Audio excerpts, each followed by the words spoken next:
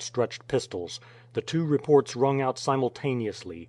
Red George sat down unconcernedly with a streak of blood flowing down his face where the bullet had cut a furrow in his cheek. The stranger fell back with a bullet hole in the center of his forehead. The body was carried outside, and the play continued as if no interruption had taken place. They were accustomed to such occurrences in Pine Tree Gulch, and the piece of ground at the top of the hill, that had been set aside as a burial place, was already dotted thickly with graves, filled in almost every instance by men who had died, in the local phraseology, with their boots on. Neither then nor afterwards did Red George allude to the subject to Dick, whose life after this signal instance of his championship was easier than it had hitherto been, for there were few in Pine Tree Gulch who cared to excite Red George's anger, and strangers going to the place were sure to receive a friendly warning that it was best for their health to keep their tempers over any shortcomings on the part of White-faced Dick. Grateful as he was for Red George's interference on his behalf, Dick felt the circumstances which had ensued more than anyone else in the camp. With others it was the subject of 5 minutes' talk, but Dick could not get out of his head the thought of the dead man's face as he fell back. He had seen many such frays before, but he was too full of his own troubles for them to make much impression upon him. But in the present case he felt as if he himself was responsible for the death of the gambler. If he had not blundered, this would not have happened. He wondered whether the dead man had a wife and children, and if so, were they expecting his return? Would they ever hear where he had died, and how? But this feeling, which, tired out as he was when the time came for closing the bar, often prevented him from sleeping for hours, in no way lessened his gratitude and devotion towards Red George, and he felt that he could die willingly if his life would benefit his champion. Sometimes he thought, too, that his life would not be much to give, for, in spite of shelter and food, the cough which he had caught while working in the water still clung to him, and as his employer said to him angrily one day, "Your victuals don't do you no good, Dick. You get thinner and thinner, and folks will think as I starve you. Darned if you ain't a disgrace to the establishment." The wind was whistling down the gorges, and the clouds hung among the pine woods which still clothed the upper slopes of the hills, and the diggers, as they turned out one morning, looked up apprehensively. But it could not be, they assured each other. Everyone knew that the rains were not due for another month yet. It could only be a passing shower if it rained at all.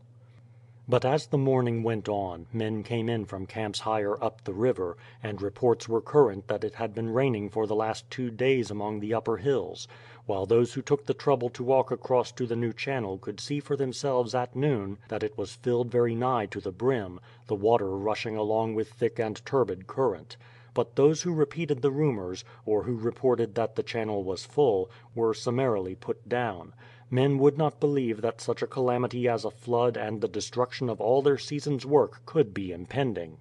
There had been some showers, no doubt, as there had often been before, but it was ridiculous to talk of anything like rain a month before its time. Still, in spite of these assertions, there was uneasiness at Pine Tree Gulch, and men looked at the driving clouds above and shook their heads before they went down to the shafts to work after dinner. When the last customer had left and the bar was closed, Dick had nothing to do till evening, and he wandered outside and sat down on a stump, at first looking at the work going on in the valley, then so absorbed in his own thoughts that he noticed nothing, not even the driving mist which presently set in. He was calculating that he had, with his savings from his wages and what had been given him by the miners, laid by $80. When he got another 120 he would go. He would make his way down to San Francisco, and then by ship to Panama and up to New York, and then west again to the village where he was born. There would be people there who would know him, and who would give him work for his mother's sake. He did not care what it was, anything would be better than this. Then his thoughts came back to Pine Tree Gulch, and he started to his feet. Could he be mistaken? Were his eyes deceiving him? No, among the stones and boulders of the old bed of the Yuba there was the gleam of water, and even as he watched it he could see it widening out. He started to run down the hill to give the alarm, but before he was halfway he paused, for there were loud shouts, and a scene of bustle and confusion instantly arose. The cradles were deserted, and the men working on the surface loaded themselves with their tools and made for the high ground, while those at the windlasses worked their hardest to draw up their comrades below. A man coming down from above stopped close to Dick, with a low cry, and stood gazing with a white scared face. Dick had worked with him, he was one of the company to which Red George belonged. "What is it, Saunders?" "My God, they are lost!" the man replied. "I was at the windlass when they shouted up to me to go up and fetch them a bottle of rum. They had just struck it rich and wanted a drink on the strength of it." Dick understood at once. Red George and his mates were still in the bottom of the shaft, ignorant of the danger which was threatening them. "Come on," he cried, "we shall be in time yet," and at the top of his speed dashed down the hill, followed by Saunders. "What is it? What is it?" asked parties of men mounting the hill. "Red George's gang are still below." Dick's eyes were fixed on the water. There was a broad band now of yellow with a white edge down the center of the stony flat, and it was widening with terrible rapidity. It was scarce 10 yards from the windlass at the top of Red George's shaft when Dick, followed closely by Saunders, reached it.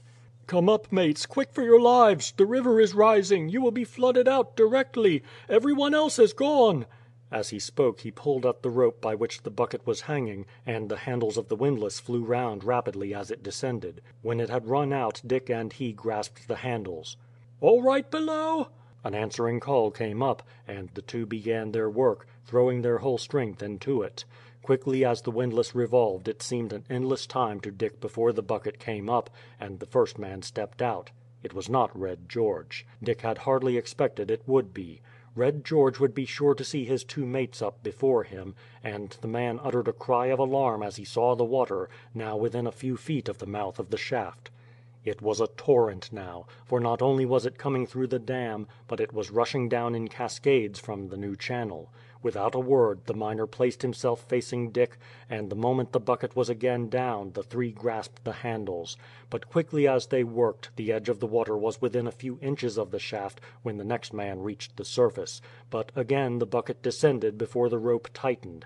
However, the water had begun to run over the lip, at first in a mere trickle, and then, almost instantaneously, in a cascade, which grew larger and larger. The bucket was halfway up when a sound like thunder was heard, the ground seemed to tremble under their feet, and then at the turn of the valley above, a great wave of yellow water, crested with foam, was seen tearing along at the speed of a racehorse. "The dam has burst!" Saunders shouted. "Run for your lives, or we are all lost!" The three men dropped the handles and ran at full speed towards the shore, while loud shouts to Dick to follow came from the crowd of men standing on the slope. But the boy grasped the handles, and with lips tightly closed still toiled on. Slowly the bucket ascended, for Red George was a heavy man. Then suddenly the weight slackened, and the handle went round faster. The shaft was filling, the water had reached the bucket, and had risen to Red George's neck, so that his weight was no longer on the rope. So fast did the water pour in, that it was not half a minute before the bucket reached the surface, and Red George sprang out. There was but time for one exclamation, and then the great waves struck them. Red George was whirled like a straw in the current, but he was a strong swimmer, and at a point where the valley widened out, half a mile lower, he struggled to shore. 2 days later the news reached Pine Tree Gulch that a boy's body had been washed ashore 20 miles down, and 10 men, headed by Red George, went and brought it solemnly back to Pine Tree Gulch. There among the stumps of pine trees a grave was dug, and there, in the presence of the whole camp, white-faced Dick was laid to rest. Pine Tree Gulch is a solitude now, the trees are growing again, and none would dream that it was once a busy scene of industry. But if the traveler searches among the pine trees, he will find a stone with the words, "Here lies white-faced Dick, who died to save Red George. What can a man do more than give his life for a friend?" The text was the suggestion of an ex-clergyman working as a miner in Pine Tree Gulch. Red George worked no more at the diggings, but, after seeing the stone laid in its place, went east, and with what little money came to him when the common fund of the company was divided after the flood on the Yuba, bought a small farm, and settled down there. But to the end of his life he was never weary of telling those who would listen to it the story of Pine Tree Gulch. End of White-Faced Dick, by G. A. Henty.